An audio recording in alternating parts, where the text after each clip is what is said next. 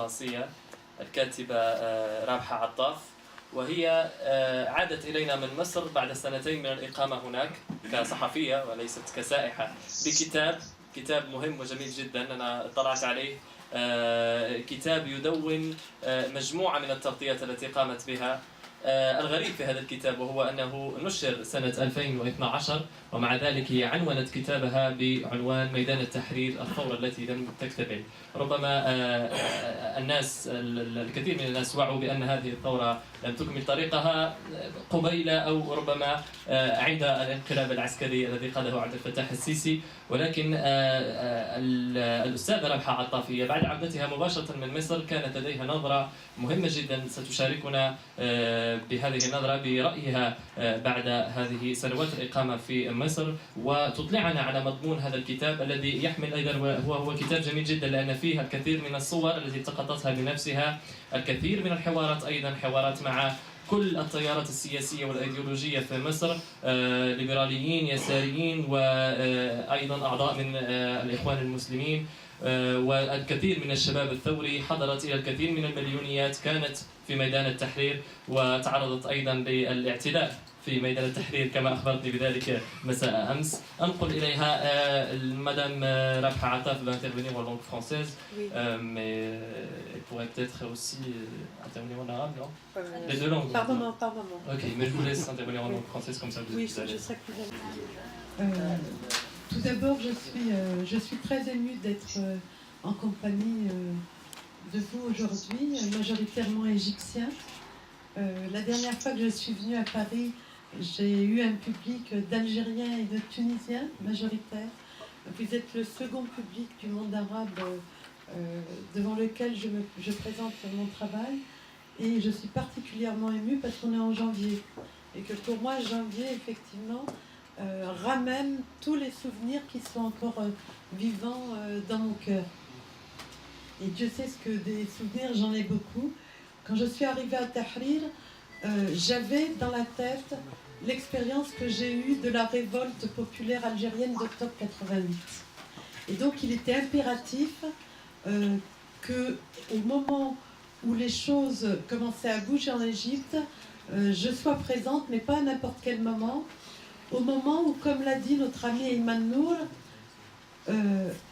la réalité du régime se démasquerait, c'est-à-dire juste après la chute de Moubarak.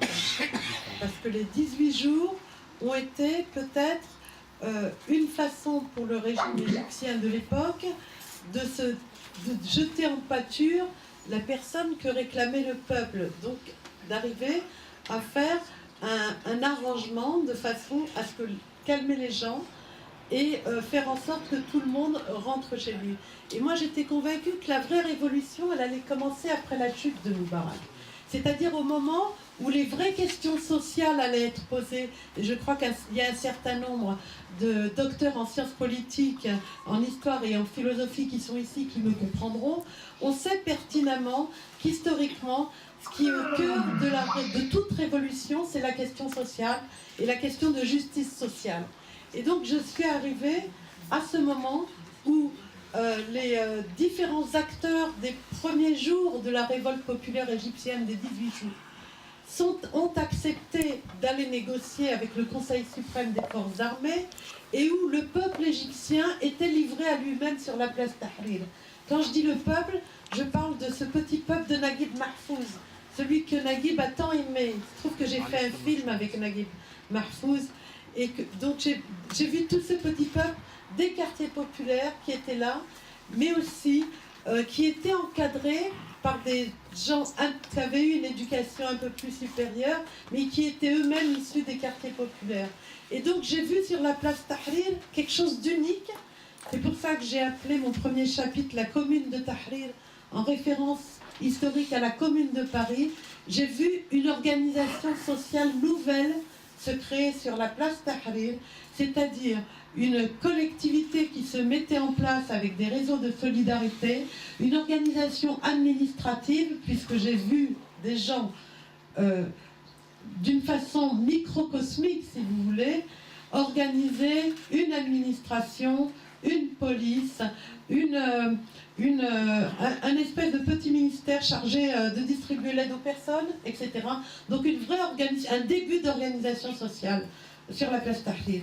Et je suis convaincue que cette expérience-là, c'est ça qui a contribué effectivement à ce qu'il y ait une accélération de la répression par la suite. Pourquoi ? Parce que le peuple était en train de faire son apprentissage. Il a fait d'abord le premier apprentissage de ne plus avoir peur. Et ça, c'est fondamental dans le monde arabe, dans les régimes qu'on a eus, des régimes de dictature très durs.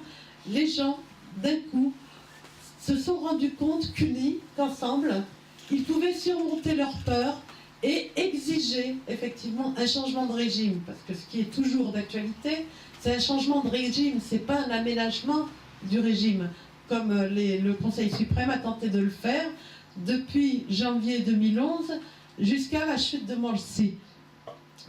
Donc, on avait à ce moment-là des gens qui s'organisaient, c'est ce que je raconte dans mon livre, avec toutes les corporations de la société qui se sont engouffrées dans la brèche pour leurs propres revendications. Et au cœur de ces revendications, toujours, c'est la restauration, finalement, d'un État qui appartienne à tout le monde. C'est-à-dire l'entrée en citoyenneté des Égyptiens. Ça, c'est fondamental. Cet apprentissage, ils l'ont fait. C'est pour ça que j'ai écrit une révolution inachevée. Effectivement, une fois qu'on a levé la barrière de la peur, qu'on a relevé la tête, le fameux slogan on a relevé la tête, ça veut dire qu'on est citoyen d'un État. Et l'État, c'est tout le monde, c'est nous. Et qu'on exige que cet État nous rende des comptes et soit juste, c'est-à-dire qu'il redistribue, qu'il fasse son devoir d'État, qu'il agisse avec ses fonctions régaliennes, c'est-à-dire l'éducation, la distribution effectivement des richesses du pays d'une façon équitable, et puis la santé. C'est-à-dire qu'à ce moment-là, effectivement, j'ai vu un peuple, j'ai vu des Égyptiens se souvenir soudain qu'ils appartiennent à une grande nation dont ils ont été fiers durant un certain nombre d'années, je pense aux années de Nasser, et qu'effectivement, ils demandaient à ce qu'enfin, on les considère comme des vrais citoyens, mais non pas en tant que demandeurs, en tant qu'acteurs. Et c'est ce que j'ai vu sur Tahrir. Des gens qui soudain prenaient en charge leur propre existence et trouvaient leur solution. C'est-à-dire que si ce que j'ai vu à Tahrir à ce moment-là avait été encadré par ceux dont c'est la fonction d'encadrer la société et les mouvements sociaux, c'est-à-dire les partis politiques, et s'était propagé dans différents endroits de l'Égypte, et notamment dans les quartiers où l'État n'est plus présent du tout, dans les quartiers abandonnés par l'État. Je suis persuadée que des expériences très positives se seraient développées, puisque soudain, vous auriez une population qui se serait organisée par elle-même en dehors du système. Et quand le système est marginalisé, plutôt que la population, qu'est-ce qu'il leur reste à diriger? Les personnes. Il n'y a plus. L'État, c'est les gens. Si les gens prennent conscience que l'État, c'est eux, les systèmes en place ne peuvent pas tenir. Ça devient intenable pour eux. Et ce que j'ai vu se mettre en place à Tahrir, je le raconte à travers des chroniques, et j'ai témoigné par des photos. Sachez que c'est la première fois que je fais un travail aussi énorme en photo. Je suis revenue d'Égypte avec 4000 photos, alors que je ne suis pas photographe professionnelle. C'est parce que les gens m'ont demandé de témoigner. Et que comme je suis une personne foncièrement croyante, il était de mon devoir effectivement de témoigner, puisque je savais pertinemment que la répression allait s'abattre rapidement, non pas aussi rapidement qu'en Algérie, dont j'ai vécu l'expérience de 88 et des années 200, mais avec un différé. Et le différé, je pense qu'ils l'ont fait avec l'expérience du calendrier électoral et de la victoire des frères musulmans aux législatives et à la présidentielle, pour faire en sorte que le peuple égyptien soit vacciné contre ce qui était à ce moment-là l'organisation la plus structurée du pays, en fait, l'organisation politique la plus structurée du pays, qui avait, elle, fait un travail auprès de différents quartiers, notamment un travail caritatif en matière de santé, d'éducation et même de travail, et qui effectivement avait un impact très fort sur la catégorie populaire des Égyptiens. Donc je pense qu'ils ont voulu neutraliser cette organisation, non pas réprimer dans un premier temps, parce qu'ils auraient réprimé comme l'ont fait les généraux algériens en suspendant le processus électoral en janvier 92, je pense que la population égyptienne se serait levée. Vraiment. On aurait eu une intifada, mais vraiment généralisée, quoi. Pire que ce qu'on a vu par la suite. Ils ont essayé, par des manipulations diverses, de faire en sorte que les frères musulmans soient définitivement disqualifiés. Donc les éliminer du jeu politique et les éliminer tout simplement de la vie publique en les mettant en prison, en les réprimant, en les poursuivant. Parallèlement, ce qu'ils ont fait, ils ont, alors que Morsi était président, activé ce qu'on appelle la stratégie de l'attention. C'est-à-dire utiliser la présence réelle ou factice de groupes terroristes pour eux-mêmes accroître le terrorisme dans le pays pour deux raisons. Faire en sorte que la population ait très peur, donc propager la peur partout, hein, diviser, hein, on peut diviser quand les gens ont peur, effectivement. Et deux, pour envoyer un message à l'Occident, dès qu'il entend parler de terrorisme, maintenant, il prend ses distances. Il ne s'immisce pas dans les affaires. Or, à l'époque, je me souviens effectivement qu'il y avait quand même des coups de semonce de la part de l'Europe, de la part même du secrétariat d'État des États-Unis, par rapport quand il y a eu le coup d'État et la répression de Rabira al-Adawiya et des autres places, et même des autres endroits d'Égypte, puisque effectivement la répression a eu simultanément dans différentes grandes villes d'Égypte, je pense notamment aux grandes villes de l'estuaire du Nil, hein, où ça a continué à bouger, où la répression est tombée très très fort. Donc on a actuellement effectivement une reprise en main très très forte par rapport à ce qui s'est passé, par rapport à une situation où les gens pensaient qu'on allait aller vers une normalisation, une transition démocratique. En fait, ce qui a eu lieu en Égypte, c'est pas du tout une transition démocratique, c'est la tentative d'un clan, et je dis bien d'un clan très dur dans l'armée égyptienne, allié avec ses affairistes, de reprendre en main ce qu'ils avaient perdu, ce qu'ils avaient cru avoir perdu avant janvier 2011. Ça veut dire qu'en Égypte, on a aussi des contradictions à l'intérieur même du système étatique, à l'intérieur même de la haute sphère de l'État. Tout n'est jamais blanc ou noir dans un pays, il n'y a pas d'unité parfaite, il y a des courants, et on en a des signes de temps en temps quand il y a des fuites, notamment en matière d'information, et ça c'est notre métier à nous, de traquer ces fuites-là, justement, et de leur donner du sens. Et donc, on arrive aujourd'hui à une situation où effectivement, je pense qu'on est dans une surenchère au niveau de ceux qui dirigent l'Égypte.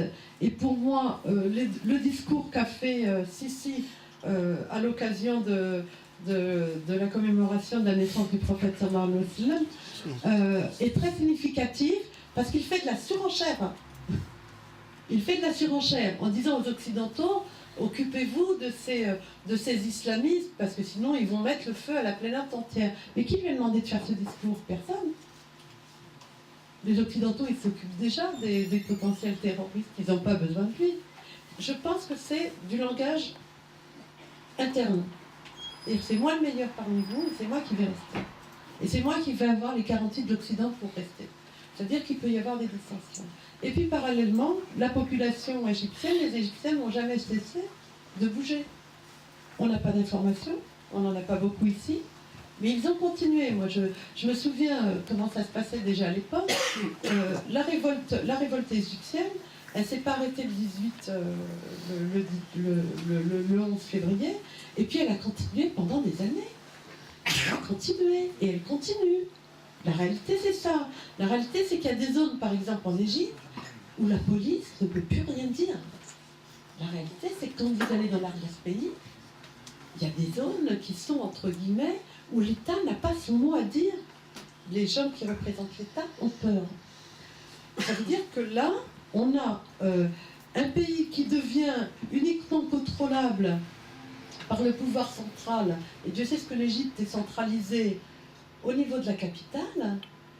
mais qu'ailleurs, effectivement, dans certains endroits du pays, à condition que les partis politiques et les organisations sociales descendent sur le terrain, c'est le grand reproche que j'ai fait aux partis politiques égyptiens, en dehors des frères musulmans qui faisaient un travail sur le terrain, c'est de ne pas assez encadrer la population, et surtout la population la plus démunie, qui est majoritaire en Égypte, qui a besoin d'instruction, d'éducation et de formation politique. Donc c'est pour ça que j'ai intitulé mon livre, effectivement, Une révolution inachevée, sachant que, de toute façon, la révolution est un processus. Qu'une société, il se trouve que je suis sociologue de formation, sociologie politique, il se trouve qu'une société, elle fonctionne comme une personne humaine. Elle fonctionne par à-coup, elle fonctionne par crise, elle fonctionne par aller et venue. On a des flux et des reflux par rapport aux événements historiques, et qu'une fois qu'une personne humaine fait ses expériences des choses, c'est valable pour la société, là, on a eu une accélération d'expérience en matière d'organisation sociale, en matière de liberté individuelle, ça c'est nouveau, c'est fondamental. C'est la première fois qu'on parlait en Égypte de liberté individuelle, avec des organisations qui se sont constituées autour de la question de liberté individuelle. Fondamentale. Liberté individuelle, ça veut dire citoyenneté. Et puis en matière de droit aussi, donc de droit évidemment de justice, mais aussi le droit des femmes. Moi j'aimerais rendre quand même un hommage particulier, même s'il n'y en a pas beaucoup, aux femmes égyptiennes, parce que dis donc, qu'est-ce qu'elles ont donné sur Tahrir, hein? Elles ont assuré la logistique, c'est pas rien, c'est énorme. Et Dieu sait ce qu'elles sont, le pilier aussi de la société égyptienne. C'est-à-dire qu'elles assuraient la logistique pendant ces moments très très durs et très dangereux, mais je pense qu'elles assurent quotidiennement la logistique de la société égyptienne. Et donc, mais énorme. Par contre, c'est très dur l'Égypte. J'ai vécu en Égypte pendant quasiment 2 ans. La société égyptienne est devenue très violente, humainement parlant, dans les rapports humains. Et ça, je le comprends parce que c'est l'extrême oppression qui conduit à ça, en fait. Là, je ne porte pas de jugement. C'est pareil en Algérie. Tout est fait pour mettre les gens les uns contre les autres. Et Dieu sait ce qu'ils arrivent parfois, et Dieu sait ce qu'ils y sont arrivés avant le coup d'État contre le président Morsi, en mettant en place un mouvement factice Tamarod avec tous les moyens, avec toute la pub, avec tous les médias, avec justement en se servant du fait que on avait d'une façon latente distillé ce venin anti-islamiste primaire. Ça, c'est terrible. Qui était déjà là sur la place Tahrir. Moi, je me souviens, et ça se voit dans mes photos, c'est qu'on avait déjà un premier clivage sur Tahrir en termes de succession des manifestations. C'est-à-dire qu'on avait une différence entre les manifestations appelées par les mouvements islamistes et les manifestations appelées par des mouvements, disons, plus laïques. Et que ça se voit au niveau de la population qui vient et des photos, où autant au début tout le monde était réuni, autant petit à petit la division est très vite arrivée. Pourquoi? Alors ça c'est fondamental, parce que le problème dans nos sociétés, on n'a pas connu autre chose sauf à l'époque du prophète sallallahu alayhi wa sallam, c'est que, je pense que c'est dans la nature humaine aussi, on part à la conquête du pouvoir. Mais pourquoi faire? Le pouvoir, il a été organisé en Occident de façon verticale, depuis très longtemps. Or, je pense que foncièrement, le vrai pouvoir, c'est celui qui met l'espace public et l'État au service des gens. C'est-à-dire que le pouvoir, il est horizontal. Le pouvoir, c'est la légitimité d'abord. Et on ne peut être légitime, effectivement, que quand on a la reconnaissance individuelle de tous les citoyens qui composent une société. Et donc, je me rends compte que quand j'ai un chapitre où je parle des frères musulmans, puisque j'ai suivi tout le processus électoral, les campagnes, jusqu'à l'accession. Quand j'ai vu la stratégie mise en place, où vraiment j'ai l'impression que les partis partaient à la conquête du pouvoir, il est très facile de les diviser. Parce qu'effectivement, c'est dans la nature humaine, on est dans une compétition très rude, dans une société où les gens ont rarement exercé les fonctions de responsabilité au niveau de l'État, que tout de suite, se dire que le pouvoir est à portée de main, c'est grisant, et qu'à ce moment-là, effectivement, on commet de grosses erreurs politiques. Les Algériens l'ont fait avant vous, sachez-le. Et je leur ai dit d'ailleurs à mes compagnons algériens, parce que, effectivement, je pense que l'oppression, le fait d'avoir été aussi longtemps opprimé et empêché d'exercer une fonction dans l'espace politique, fait que on croit très vite que le moment est venu alors qu'il n'est pas encore temps. Et que parfois il faut savoir patienter, et patienter ça veut dire travailler avec la société, former les gens, former les cadres, pour qu'effectivement, une fois les institutions mises en place, on ait toute la légitimité nécessaire pour qu'un vrai État fonctionne. Et non pas l'État d'un parti, ou l'État d'une catégorie, ou l'État d'une caste, comme on l'a actuellement, militaro-affairiste. Donc moi je suis convaincue que l'avenir dans nos pays qui ont subi des systèmes verticaux très durs, des systèmes militarisés, j'ai vu des sociétés vraiment militarisées, je pense que c'est le cas en Algérie, c'est le cas en Égypte, ça a été le cas en Syrie, et c'est d'autant plus le cas que après nos indépendances, notre accès s'est fait sur les modèles soviétiques. Donc on a affaire quand même à des systèmes très totalitaires, qui aiment avoir le contrôle sur tout.